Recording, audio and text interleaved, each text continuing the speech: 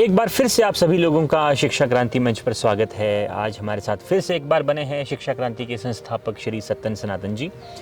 तो लोगों के बहुत सारे प्रश्न हैं, उन्हीं प्रश्नों में से कुछ एक प्रश्न छटनी करके हम आपके सामने लाते हैं और आपके समक्ष यहाँ पर उनके ऊपर संवाद करते हैं।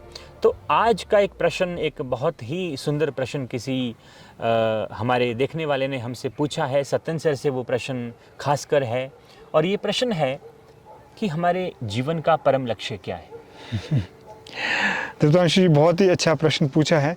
जब हम कहते हैं कि हमारे जीवन का लक्ष्य और परम लक्ष्य क्या है, तो मैं तो यह कहूँगा देवतांशु जी, जन्म है, मरण है और जीवन है। मान लीजिए आपने जन्म मरण के बीच जीवन है और मृत्यु के बाद कुछ भी नहीं देखा, ना कोई कुछ जानता है। मान लीजिए, ठीक है, हमें भी अनुभूति नहीं है, आपको भी अनुभूति, अगर अनुभूति है तो अपने लिए। तो हमारे सामने क्या है? जन्म, मरण और जीवन है।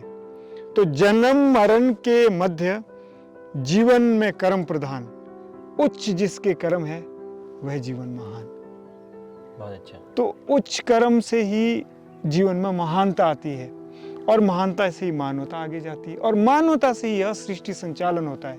तो निसंदेह सृष्टि संचालन के लिए ही नहीं, अपने जीवन संचालन के लिए भी हमें मूल्य चाहिए होते हैं। हमें मिलजुल के रहना होता है, समाज में एकता चाहिए, सद्भावना चाहिए, मूल्य चाहिए।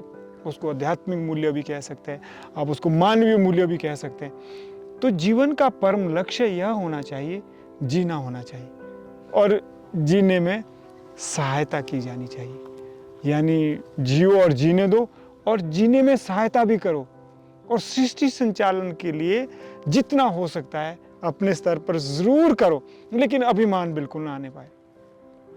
अभिमान बिल्कुल ना आने पाए, क्योंकि जब अभिमान आता है तो वास्तव में फिर हम जीवन नहीं जीते हैं।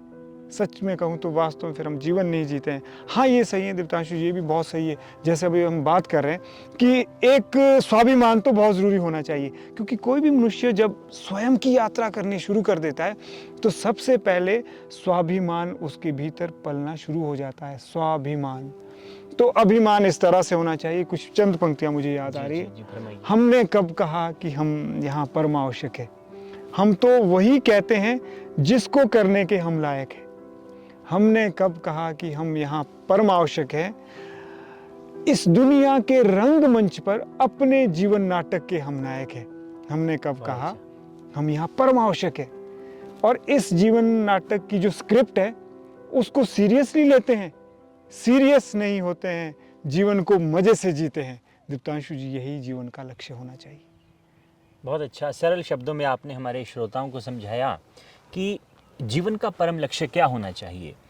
जैसा कि आपने कहा कि जीवन को पूरी जीवंतता के साथ, पूरी समग्र चेतना के साथ हम जिएं तो जीवन एक आनंददायिनी, एक स्वर्ग की भांति बन सकता है। जी बिल्कुल।